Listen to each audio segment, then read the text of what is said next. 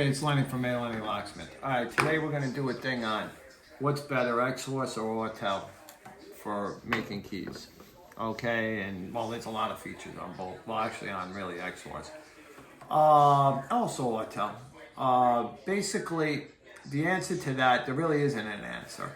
Okay, one machine I use, like me personally, I have favorites for, and I have favorites for the Xhorse. Now the Autel was supposed to come out with a chip. I don't know if they ever did, but every distributor I look, they don't have the chip. See, they had the spot for it, which you can make chips with the Xhorse. You can make it here, but they never came out with the chip, so you really can't. But my thing that I really like the Autel for, there's two things. One, you could generate, they're the best, I say, for Nissan. I always, whenever I get a Nissan and I got to generate a key, okay, you say universal key. I'll give you a quick demonstration. I was going to do another video on it, which I will, but then you just put the make, say, Nissan. Let's go to Nissan, 1 second. Right here. Say, let's just say Altima. And then we'll just say 2010. Okay, I could hit that and then I could generate it. I got you could buy 4-button, 5-button, even 3-button.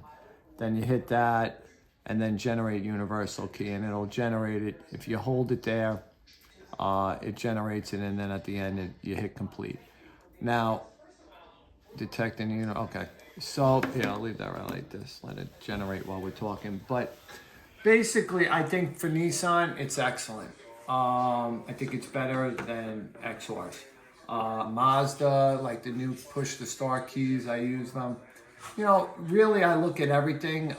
They're very good with the smart key. Now, what I use this one, say for smart keys, Chrysler, Jeep, and Dodge. I don't know, for some reason my Autel ones are horrible. They don't work 90% of the times. This one always works. Okay, I usually generate, believe it or not, when I do that, for some reason, this type of key without the, this one's actually a flip key for a blade that works for the Xhorse, but it doesn't have the blade. It's just for a smart key.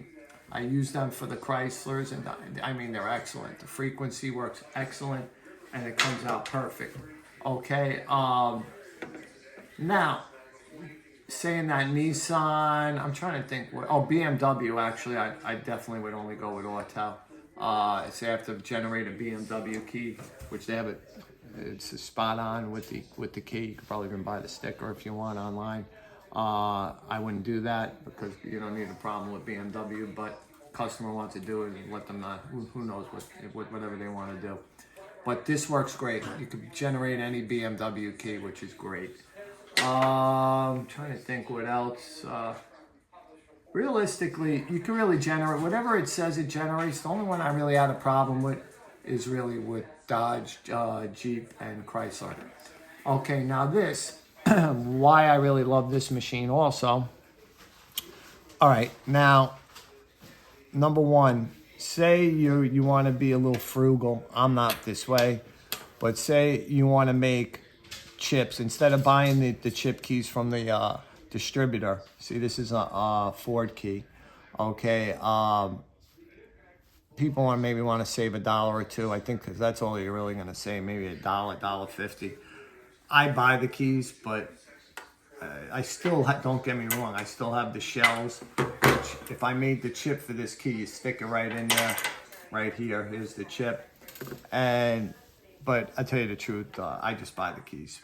But I keep a whole bunch just in case. I'll give you a quick example. Say a customer's got a key, okay?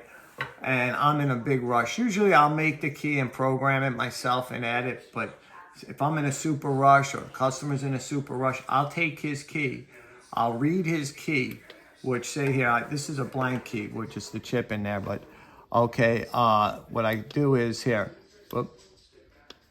read transponder. Okay. When it comes up, okay, see now there, that's for the key. Gives you all the information. You could also look up the transponder, say if you don't have a key and you want to just generate a Ford key, you can look it up. I'll show you that afterwards. Now, say I wanted to put that chip in there. Say I wanted to clone it. Say this was a car key. This isn't a car key for anything, but we're gonna clone it. Okay. It's gonna actually probably ask me to take that out, put the other key in. Okay. Yeah. Put that right there.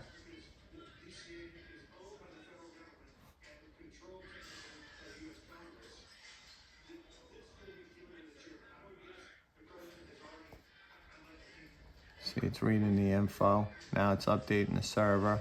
You should have Wi-Fi or it's not gonna work. And then now that uploaded. Now it's gonna tell me to put the chip in there, which I did. Checking the key, detecting the super chip. And when that's done, now we have a Ford key right there. That's all. Now it's all done. So whatever chip was in here is on this chip. Now, so if the customer had a key that was a working key for his, say, Ford F-150, I would have did the same thing. I would have put that right there. It would have copied the information, and then we put it onto this chip, which could be very good. Then I would put it in the shell right here, stick it in over here, and then slide it right in, and then that key's all done. All I have to do is cut it, and it'll start the car. But you also could, to save time, I always, with my shells, I always keep, like, say, one Ford key that's just a regular Ford chip in there that I bought, say, from UHS or wherever, and Transponder Island. And what I do is, to save time, instead of looking it up, which you can do, which I'll show you right here.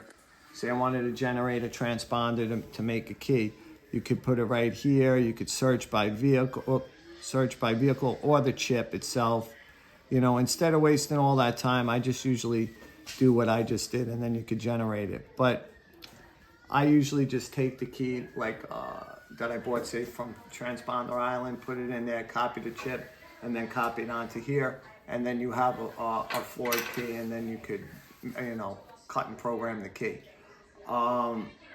That's probably one of the biggest features that I love about this machine, because we can make chips. This one, you can't. That's just a bad thing, but it is what it is. Now, both machines could also, I don't know, the dongles are in here.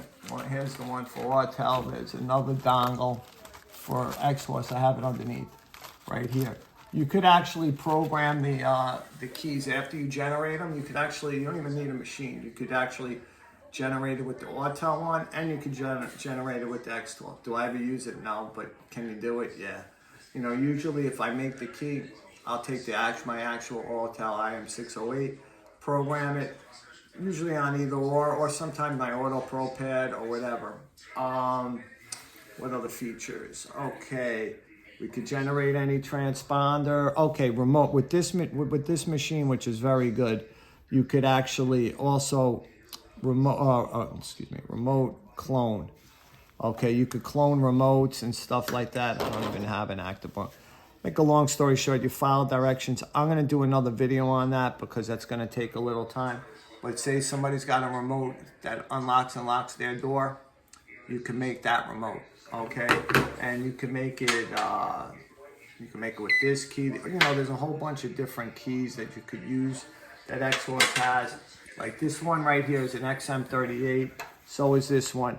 This one's like their top of the line remote. Okay, it practically goes with everything. It's a little pricey. It's like 20. I think this one's like $22, and this one's like $28.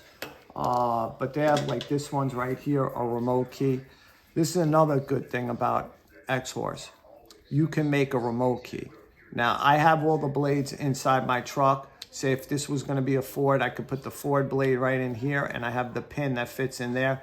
Close it up, and then naturally cut the key, and then put the, this one has probably a chipboard. If it don't have the chipboard, we'd have to generate the chip like I did, and we could program it.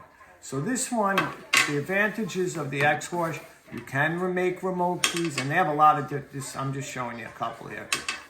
They have a big variety of remotes, just like Autel usually does. But you can make remote keys. You could generate transponders. You could actually clone keys from another, say somebody has a working key, you could clone that key, and then all you'd have to do is cut it, and then it's programmed. So all the feature-wise, Xhorse has got it beat. But some of those, like Nissan and Mazda, BMW making those keys, they're excellent, okay? Not to say they're not, but I just, for some reason, they're my go-to with Nissan, Mazda, BMW, let me just think, not Chrysler, Jeep, definitely over here, hands down better. And especially with this type of remote, for some reason, it's excellent. And like I said, it's not the one with the remote key one. There's one where it's just like the or the smart key. What else? Let me think. Now with Hyundai and Kia, I probably would say this: the Xhorse machine. Okay, not to say that it won't work with that. I would try it out, see what's going on, but for some reason, Xhorse seems to work a little bit better with that. But also, Xhorse might not have something, and Autel might. So say, God forbid, you're in Autel and they don't have the correct FCC for the remote you want. Jump to Xhorse. You'll be surprised. Xhorse might have it. I do it vice versa. And every once in a while, neither one has them. But dollar for dollar, they're both great machines. If I was starting out and I had a lean to get one, I would probably go with the Xhorse because it does everything. Who knows, Autel maybe this year might come out with the chips and stuff like that, or introduce it into the United States where people could get them. I don't know. They might even be out. I heard they were out, but I can't find anybody to buy the chips with. If they came out with the chip, and then they'd be pretty close. They have all the features, over here on the dash. Let me just clear that out. See, they got reading, cloning. They have all the features, but they just don't have the chips. This is where you would update the machine. They have it, but they just never came out. And let me just see over here. Just seeing if this would be a way if you were to program it through the dongle, remote program, where you could actually generate whatever, say you wanted to generate, say, let's go over here, Chrysler. Then I would go like this. I hit that over there, so I say Pacifica.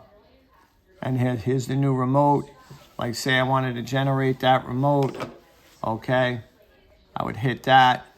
And then they always give you good feedback in there. You could hit it if you want. And then you generate the remote here, and sometimes you gotta play with it where it hangs. I might not even have a battery in this one. Yeah, I don't think I have a battery in this one, but this remote would work. This one would work. They're just really good, both machines, but I would say the edges to that one. I'm gonna do some videos showing how to really generate remotes correctly. Even though we did one for over here, we're gonna go into detail with the chips and stuff like that. So, nowadays you can't keep spending money crazily on buying all these remotes, and these two machines could definitely save you a lot of money. Thank you.